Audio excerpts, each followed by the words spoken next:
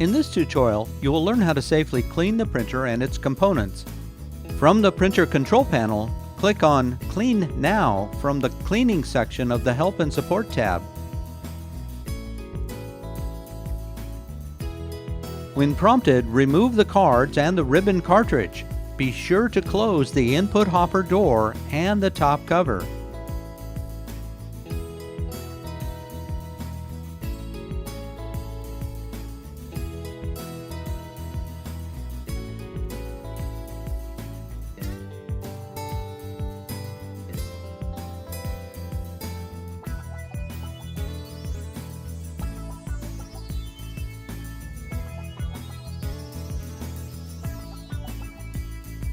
Insert the cleaning card into the manual feed slot.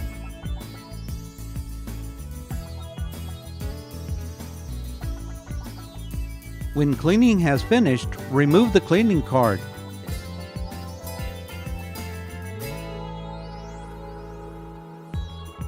Reload the ribbon cartridge and cards.